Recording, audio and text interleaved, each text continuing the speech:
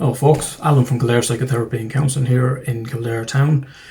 This is a video in response to what I had posted up yesterday on Facebook. I put an image up on social media, on the Facebook, on the Instagram, on the Twitter, of what would you like to know about anxiety. So today in this video, we're going to get into that.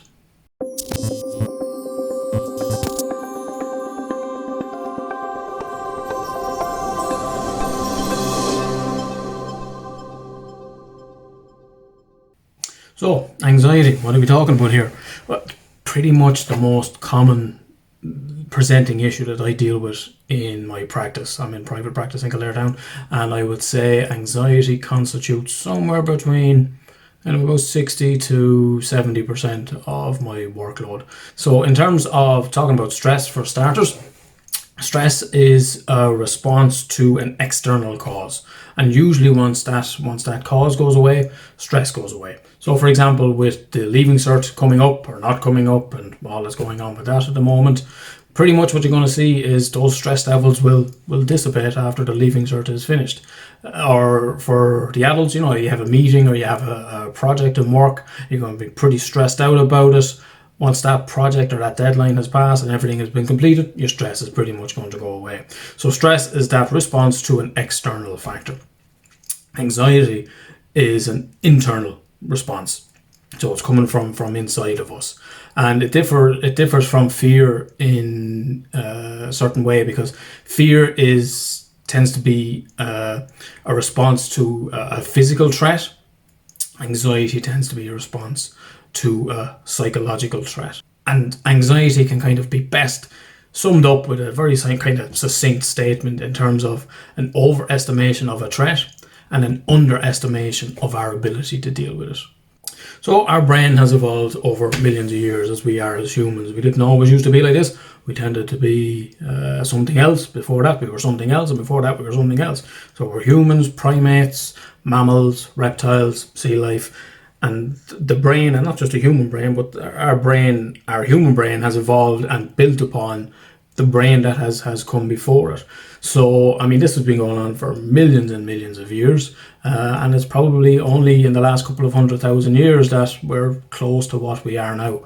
The brain is a brilliant thing, and we know that because it means that every one of your ancestors got to live long enough to reproduce, pass on their genetic code, and here you sit.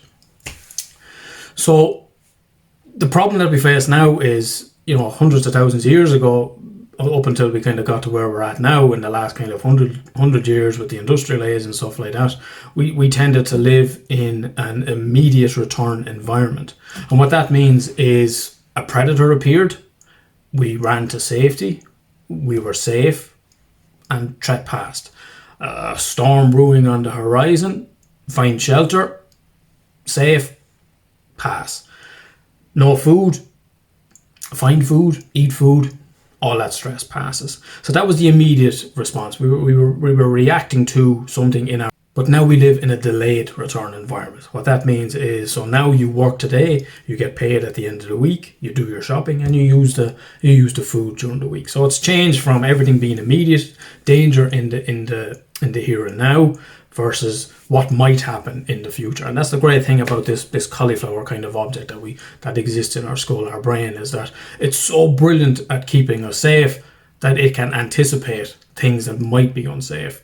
And for anyone that's living with anxiety, you know what that's going to look like, because it's, well, what if this happens? Well, what if that happens? What if? Your brain is brilliant. Your brain is doing a great job of keeping you safe. Unfortunately, it's just a little bit overzealous with it. So we need to kind of look at what's going on within all of that.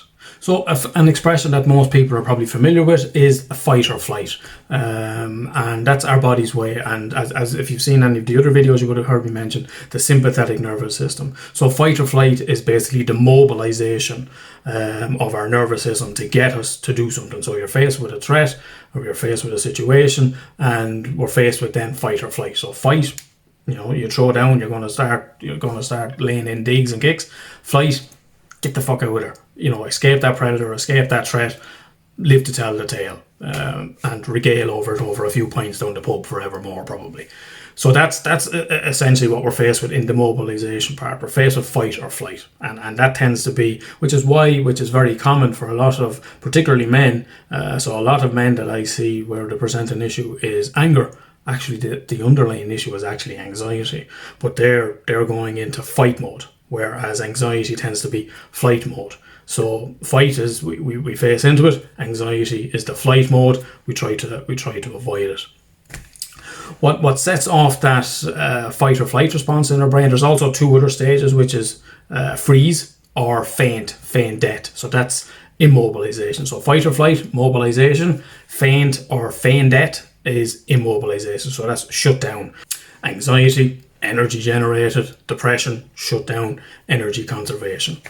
So what sets all of that off is a little almond kind of shaped thing within each side of your brain hemisphere. So you don't just have one brain, well, we have one overall brain, but that's divided into two brain hemispheres. The left brain hemisphere controls the right side of the body, and the right brain hemisphere controls the left side of the body.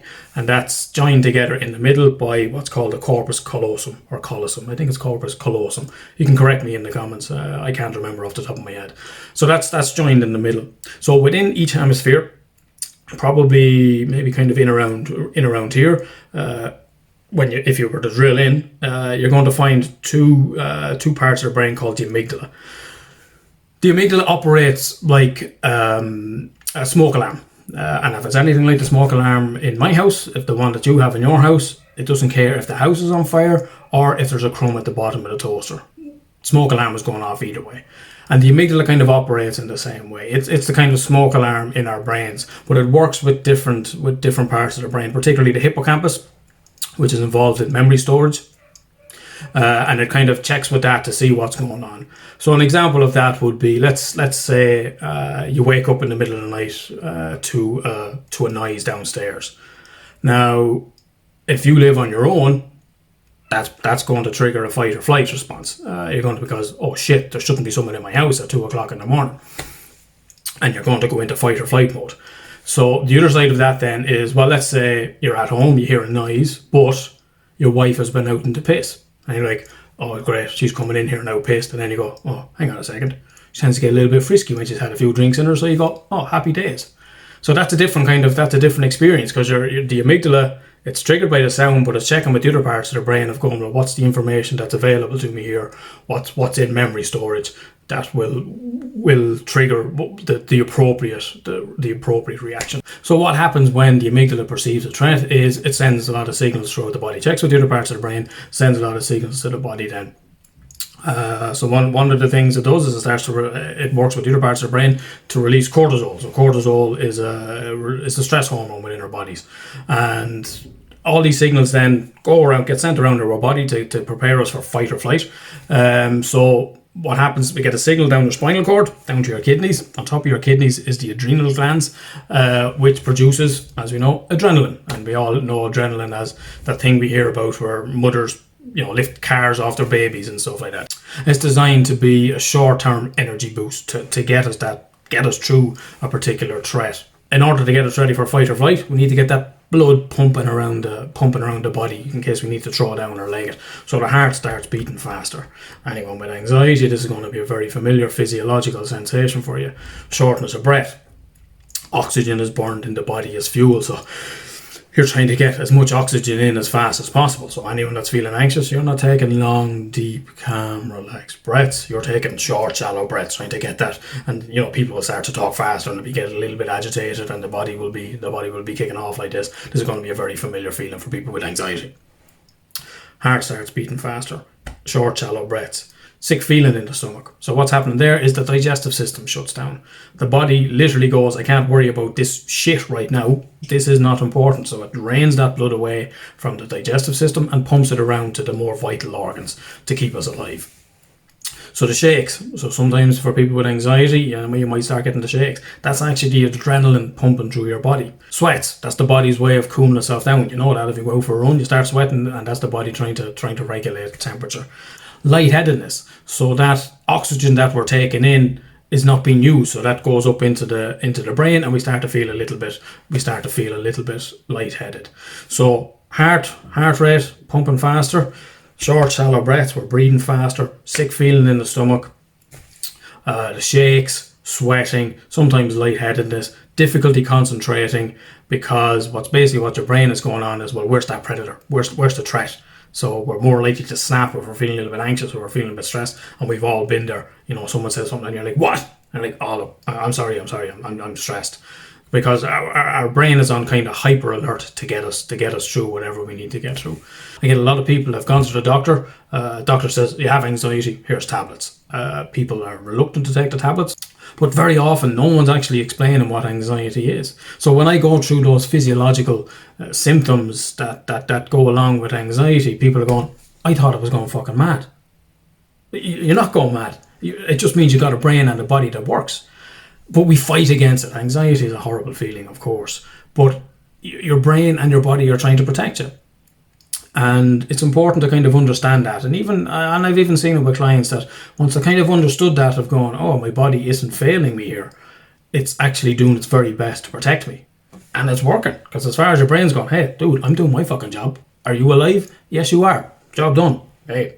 So for people that experience social anxiety, feeling very anxious, feeling very worried in social settings, that's the social part of our brain, which tends to be very much the right brain hemisphere, which perceives social cues.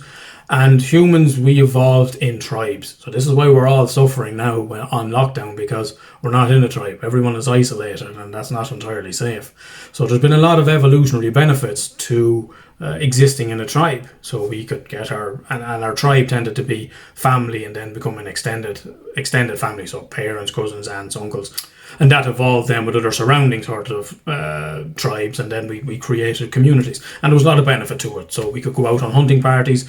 Someone goes out that way, this party goes out that way. We get the prey here, and then we kill it, and we share the bounty. So what's going on with the social anxiety is, so you're getting that feeling of anxiety, and the threat that's being perceived is a threat to our social standing, which is why, for anyone that's experienced rejection or feeling ostracized, that shit hurts. And that literally hurts. So if you were to scan someone's brain waves while putting them through an experiment of rejection or ostracization, their brain is going to light up as if they're in physical pain. The only difference is there's no message coming from the central nervous system to say, oh, you got a kick in the nuts here, or you stubbed your toe off the corner of the bed. But their brain is lighting up as if they're in pain. The reason for that is, through evolution, that social standing, if you were left on your own, we'll say going back to caveman times, you were dead.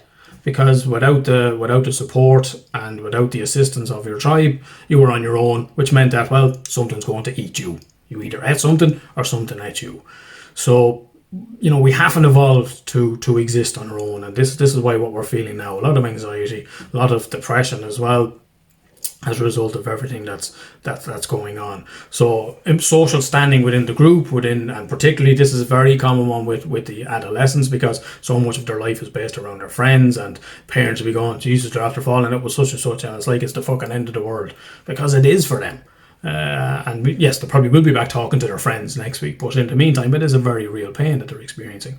So for a lot of clients that I see with anxiety, queuing is a real trigger for their anxiety. So they're standing there waiting, it feels uncomfortable, the anxiety starts kicking in, but the social part of the brain is going, well, you're going to look like a fucking idiot if you run out of this queue.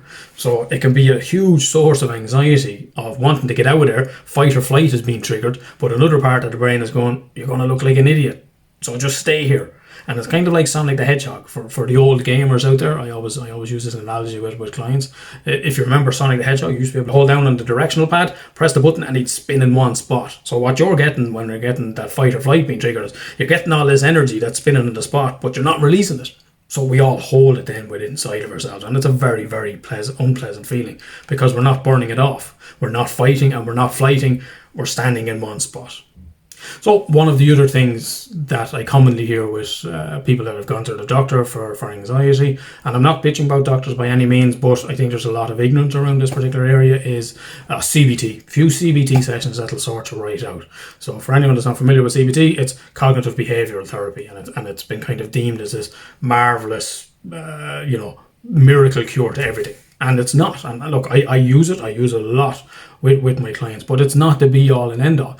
The reason why it can't, and sometimes it won't necessarily work with anxiety or panic attacks, is the C part, the cognitive part. If you're in a highly anxious, if you're in a highly stressed, in a panicked state, the rational brain, the prefrontal cortex, the neocortex, the outside part of the brain, particularly this frontal part, which is a bit of is the boss and kind of arranges all the other parts, that shuts down and we go into fight or flight mode. So you can't think clearly.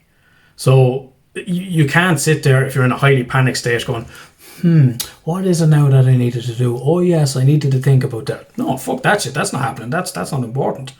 So it isn't always applicable in those cases that CBT is going to fix everything. So I had a client that had come to me and she'd gone to a few other therapists before she came to me, and as we were talking about actually what we started to do, and in my particular approach, is we started to look at the root cause of the anxiety. So what it was that's causing it.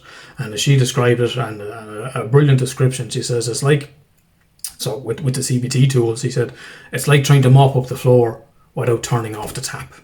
You need to turn it off at the source. Then you can start to mop it up. Then you can start to clean it all up, and you can go forward there. So in the kind of less severe kind of cases, yes, absolutely, CBT helps looking at the thought process, because it's a lot of it is coming from thoughts. It's not just the anxiety isn't just a reaction to being in a particular situation. So people will come into me and they go, I was at home there the other night, and Jesus, I nearly had a panic attack.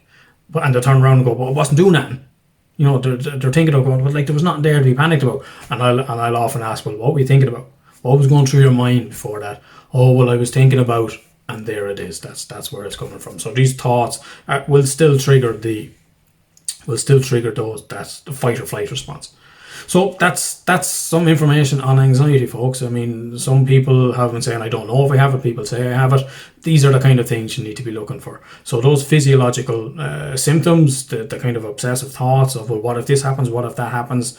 The physiological symptoms then being increased heart rate, short, shallow breaths, shakes, sick feeling in the stomach, sweating, lightheadedness, difficulty concentrating, likely to snap at people, and a dry mouth. A dry mouth is also another thing. So here's a little tip. I'm not psychic. I don't claim to be psychic, but I can identify cues. And for a first client coming in for their first session for the intake, usually if I see a client with a kind of battered water bottle, it's usually a good indicator that they suffer with anxiety, because there's a constant dry mouth. And the dry mouth is those fluids being drained away to more vital organs. So that's why you'll constantly have the kind of cotton mouth, the dry mouth, and seeing people with constantly carrying a water bottle. And plus the water bottle becomes a little bit of source of comfort for them as well. So folks, that's what anxiety is. I hope this video has given you some information to work with. If you would like to contact myself, I'm based in Kildare town. As it is with everything going on, there is video sessions available, there is phone call sessions available, and you can give me a shout. You'll get all the information on www.kildarepsychotherapy.com. You can call, you can text on 085 1865 209, or you can check out the Facebook page, Kildare Psychotherapy. Get me whatever way you need to, and I'll get back to you then as best I can. So just one last thing, if you could do me a big huge favor, if you found this video helpful, if you're watching this on YouTube, hit the subscribe button. That'll be hugely appreciated. Hit the like button, comment if you got something to say, share it to your friends, turn on the little notification bell there so you get a notification every time I put up a new video, and I'll bring you all the information as best I can. So in the meantime, look after yourself, folks, and look after each other.